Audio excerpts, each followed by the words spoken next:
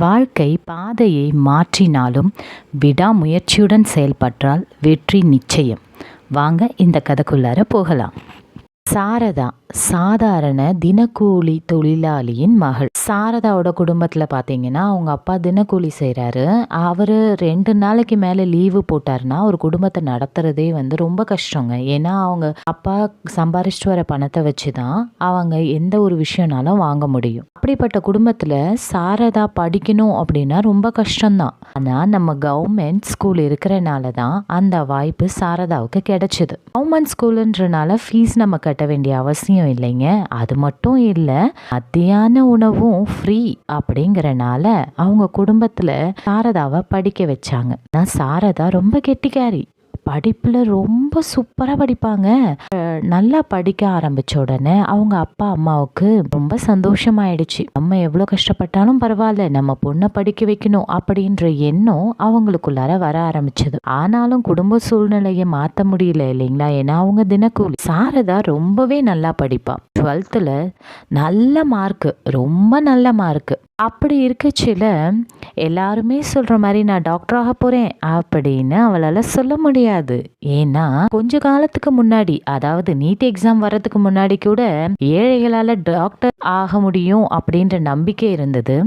ஆனா இப்ப இந்த நீட் எக்ஸாம் வந்த பிறகு யாராலையுமே சொல்ல முடியாதுங்க. நடுத்தர குடும்பத்துல இருக்கிறவங்களால கூட தங்கள் குழந்தைங்களை டாக்டராக்க முடியாது அப்படின்ற எண்ணம் வர ஆரம்பிச்சிருச்சு. ஏன்னா நீட் எக்ஸாம் அப்படி ஒரு பெரிய மாற்றத்தை உருவாக்கிடுச்சுன்னா பாருங்களேன். ஆனா ஏன் இதுக்கு முன்னாடி வந்த டாக்டர்ஸ் யாருமே திறமையா இல்லைங்களா? நீட் எக்ஸாம் எழுதி வந்த டாக்டர்ஸ் யாராச்சும் ரொம்ப ஃபேமஸ் ஆயிட்டாங்களா, இல்ல அவங்களுக்கு மட்டும்தான் திறமை இருக்கா? ஒண்ணுமே புரியலங்க. என்ன எப்படி இருந்தாலும் ஏழைங்களால நீட் எக்ஸாம் வந்த பிறகு கண்டிப்பா டாக்டர் ஆகுறது கனவு மட்டும்தாங்க. இந்த கனவை தாங்க முடியாதவங்க தற்கொலை பண்ணிக்கிறாங்க. கனவை கடந்து போனவங்க ஏக்கத்தோட அடுத்த நிலைக்கு போக ஆரம்பிக்கிறாங்க. நம்ம சாரதாவுக்கு நல்லாவே தெரியும் டாக்டர்ன்ற எண்ணம் நம்ம குடும்பத்துக்கு ஒத்து வராதுன்னு. கவர்மெண்ட் காலேஜில் இவங்களுக்கு ஈஸியாக சீட் கிடைச்சிருச்சுன்றனால ஃபீஸும் ரொம்ப கம்மி தான்.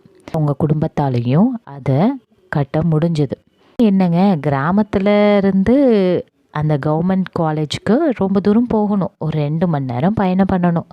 பிள்ளையை அனுப்ப முடியாது இல்லைங்களா? கிராமத்தில் வளர்ந்தவங்க, கிராமத்தில் இருக்கிற மக்களுக்கு ஒரு பயம் இருக்க தான் செய்யும்.